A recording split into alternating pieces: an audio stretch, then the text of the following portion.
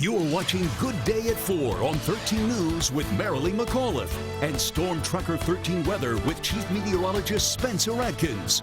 Now, Good Day at 4. Employees are back in the office and annoying each other. Post-pandemic, it might not hurt to freshen up our etiquette in the workplace. Joining us now for a crash course is Joel Patterson, a workplace expert. Joel, thanks for joining us. So aside from heating up fish in the microwave, what are some rude behaviors people most often complain about? Well, the fish in the microwave is clearly the biggest one because actually I had that happen to me last week again, and people have not gotten that memo apparently. But there's lots of others. I mean, it's first of all, it's nice that we're actually talking about people annoying each other in the office other than instead of working from home, right? So we're getting back to a little bit of normalcy when it comes to that. But when you think about what really does annoy you, how about those people that send you an email and then walk over and tell you about the email they just sent you, or they're constantly doing speakerphones in the middle of the office when it's completely unnecessary, eating, smacking, all that stuff, all of it counts. But I think that it is a good sign that people are having these conversations. Oh, I'll tell you another one.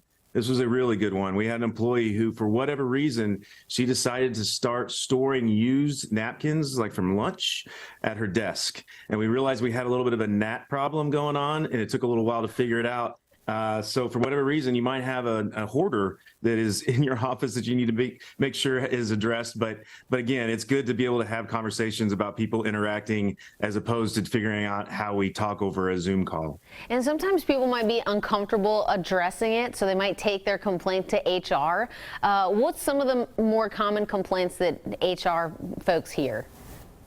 Well, I mean, we can go down the whole laundry list, and really it comes down to how they respond to it, right? Because I think everybody's been in an office where there was that one person that just wasn't quite self-aware enough to know that they were annoying everyone else. And really, most of the time, it's a simple conversation. Somebody goes over and says, hey, could you maybe tone that down, or maybe not store your used napkins in the office? And that takes care of it. And then once you've gotten past that, if you continue to have issues, I mean, clearly you need to follow a process. But I do find that most people, these are just typical interpersonal things that you got to work through, and just a simple conversation will get you there. And hopefully your organization as a whole supports a culture where you can provide that feedback without feeling like it's a big ordeal. So, if you've got issues there, then maybe you've got to dig a little deeper. But for the most part, as people get back in the office, don't forget about the AC. As we start heading into spring and summer. Hallelujah. People are going to argue about that. You mean like turn it down some? Maybe don't make the office so cold? Yes, so there's always a battle there. I hope my bosses are watching. I feel like is that a complaint that most women have, though? I feel like it kind of is, the thermostat battle.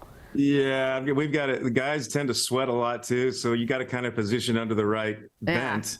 But there's no perfect answer, unfortunately. Oh man, what about bosses? How should they address maybe an HR complaint? Yeah, just make sure that you're listening.